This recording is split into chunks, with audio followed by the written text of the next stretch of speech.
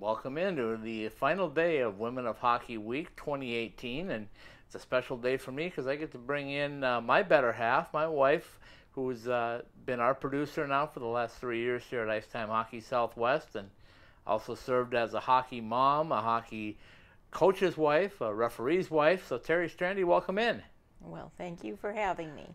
Always great to have somebody, a familiar face, right? Of course, very familiar. So we've done this now for 3 years, and obviously growing the game of hockey in the Desert Southwest was the objective, and now here we are as we approach our third full season of covering hockey. So tell me what it's been like for you and doing the background stuff for us. Well, it's been an interesting experience. I think that we've really grown over the years. We've expanded what we've been able to do.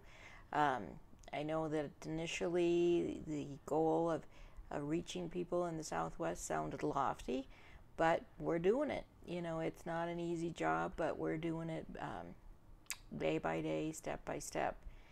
I think that really helping to expand the growth of hockey, you know, the growth of the Arizona Coyotes and their new teams coming in, their new players coming in.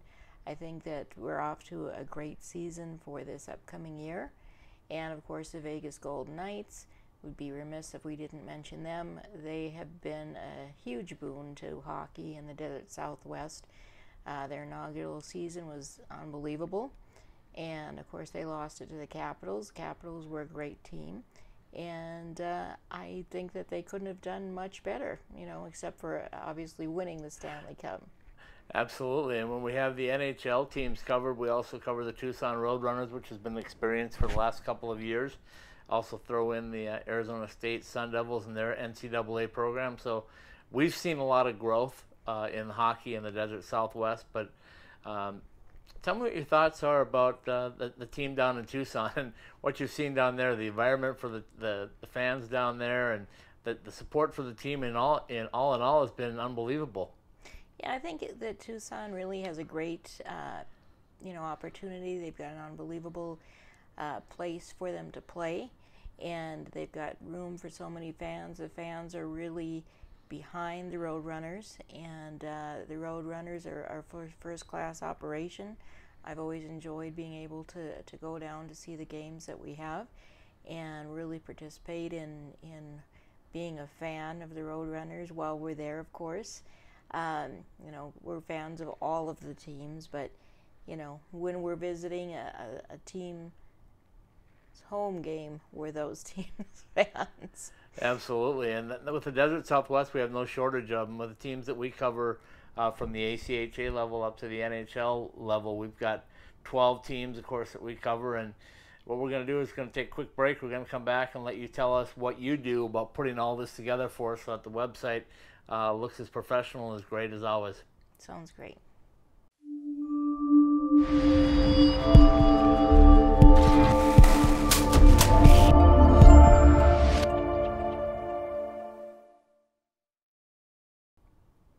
We're back for a second segment with the producer of Icetime Hockey Southwest, and Teri Strande. Welcome back in for a second segment. Thank you.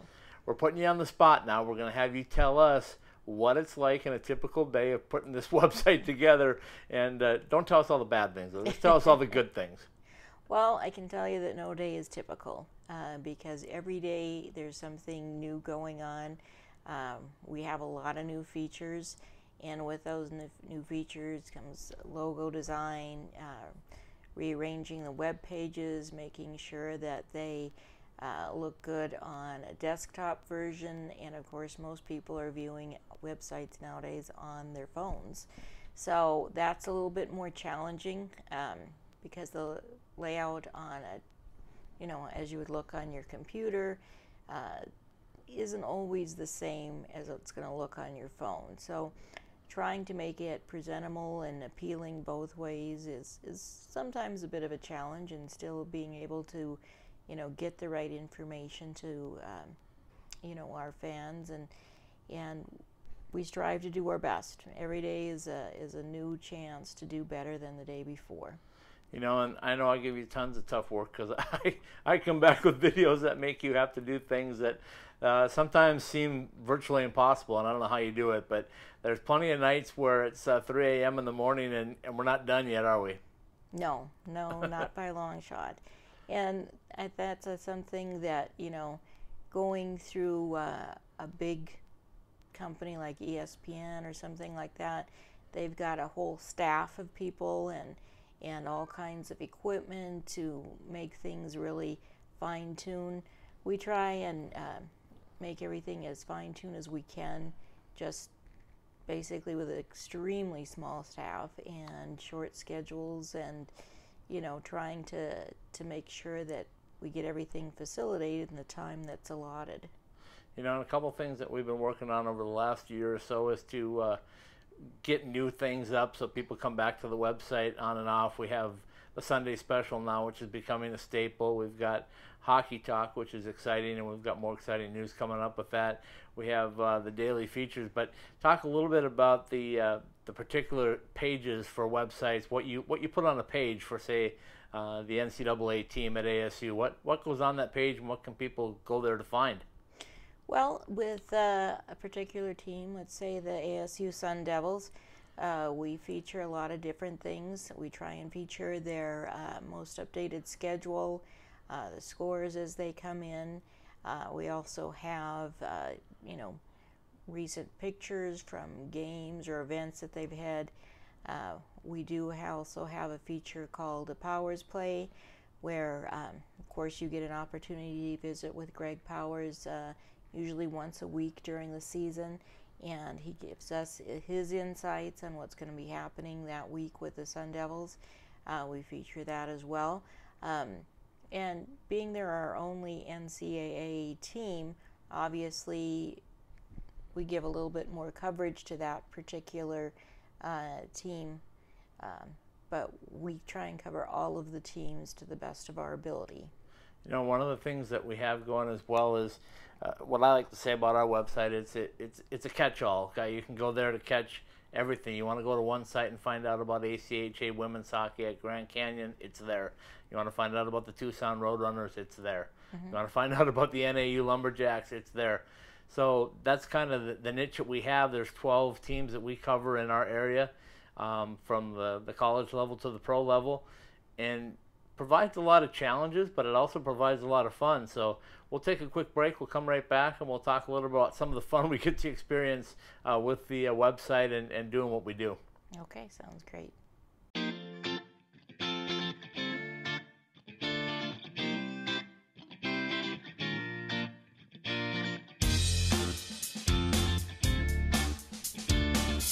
Day 7 of hockey, Women of Hockey in the Desert Southwest, Women of Hockey Week 2018. Teri Strande is still with me. I'm keeping her here for one more segment. Now we get to have a little fun. We get to tell you a little bit about what we do and the opportunities that it creates for us. And, a lot of thanks to all the media people out there. I know they're providing news releases to us, and you're able to sort through those and go through things and keep everybody up to date with what's happening with all of them. But it's a big area, right? I mean, It's the Desert Southwest, and we're covering Tucson to Vegas. Right now, as we shoot this, we're in Vegas, and we have the opportunity to see a lot of things, do a lot of things. But I think maybe the most fun we had was spending nearly 14 straight days in Vegas for the Stanley Cup run. So tell us a little bit about what you enjoyed most about spending that time in Vegas and seeing some different venues and getting some different food opportunities and parties and things that we attended. Well, we, definitely enjoy our time on the road. I enjoy traveling and always have.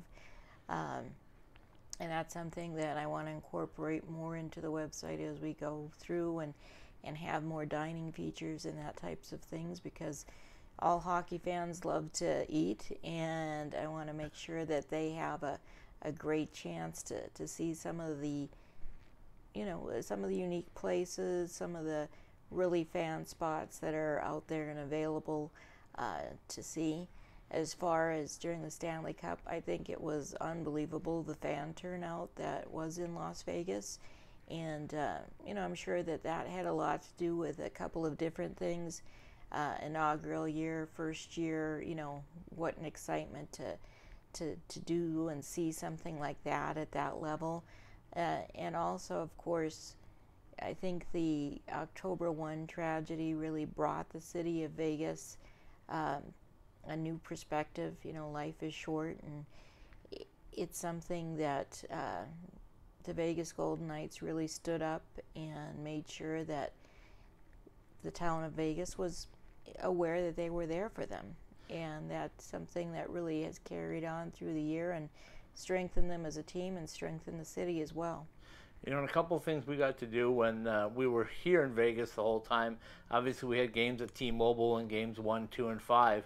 But on games 3 and 4, we purposely made an effort to go somewhere different. Had a chance to go to a Sinbin.Vegas event at a movie theater, and that was exciting, right? It was like almost being at the game with it on big screen in the movie theater.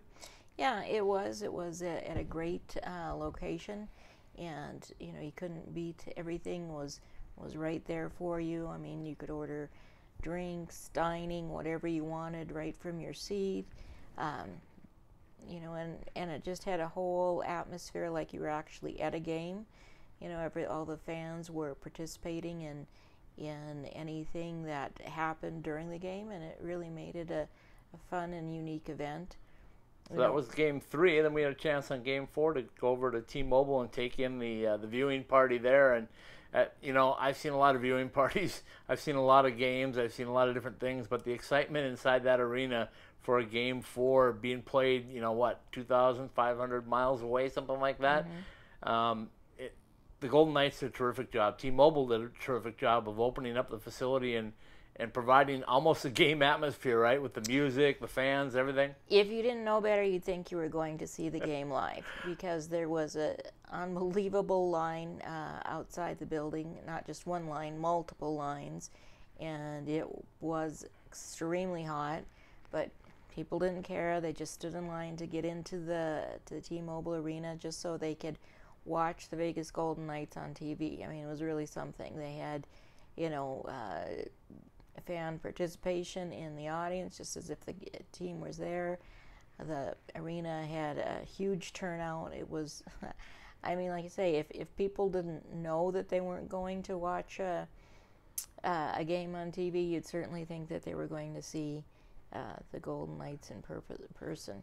So that was a lot of fun for us, but I know one of the other things that we both enjoy is the opportunity to meet the different people that we meet out there, especially the coaches and the media people that have been so good to us over the last 3 years. But it seems like everywhere we go, we're always welcome with open arms by the coaches, the general managers of teams, the media staff, and that's one thing I don't think we can say enough good things about in the Desert Southwest, is how open and welcoming they've all been to us. Yes, it's been a great opportunity to really meet a lot of different people, really, you know, see how hockey has grown throughout the area, and I think it just is going to continue to grow. Women's hockey is making a big impact, and it's just amazing with the teams that ASU and GCU have. There's new teams coming up around us, and I think it's just going to be fascinating to see what happens in the coming years. And wrap things up with one of our newest things that we have going on right now that we want to officially announce on Women of Hockey Week, and that's our domestic violence awareness push that we have going on. And we're kicking it off this year on September 29th with a game between the Grand Canyon women and the Arizona State women, and the opportunity to bring awareness to something that's really close to the both of us in domestic violence awareness. And we're going to have a bunch of different things going on. We're going to have a ceremonial face-off. We're going to have some T-shirts for sale to help raise funds for domestic violence victims and awareness. So looking forward to that, I'm sure, as you are. It's going to be a great event, and it's going to build awareness for domestic violence. It's going to have something that is going to live in memory for someone that is very close to the both of us. One of our closest friends and business partner unfortunately lost her daughter in a domestic violence situation almost 2 years ago, not quite. It was unbelievable tragedy that nobody saw coming. I was completely shocked by it. I left behind a small son, who my friend now, is able to care for. But it's something that we really need to build awareness of. We need to be watching for certain signs. People need to be aware of domestic violence and the damage that it can do, to really a whole community. And this is going to be something that we're going to be doing in memory of Katie. And people can go to the website and definitely see Katie's Corner, right? Correct. Yeah. And just so people know, that's something you've worked very hard on. The design, the logo design, all of that has come from all of your hard work, working along with our chief financial officer, her mother, and having the opportunity to get things approved from Katerina and having her be a big part of what we're doing. And I know she's excited about seeing this move forward and carrying on Katie's legacy. So we want everybody to go to the homepage and take a good look at Katie's Corner, right? Yes, definitely. And be sure, if you can possibly attend the game September 29th. It's going to be ASU women versus GCU women's team. And it's going to be a home game at Arcadia, Easy Ice Arcadia, right? Correct. Mm-hmm. All right, Terry, especially appreciate you taking the time. I know it's a difficult thing to do because you don't like being in front of the camera, but I like to put you in front of the camera because I want people to know just how important you are to our business and the opportunity that we have to continue to grow hockey in the Desert Southwest. Thank you.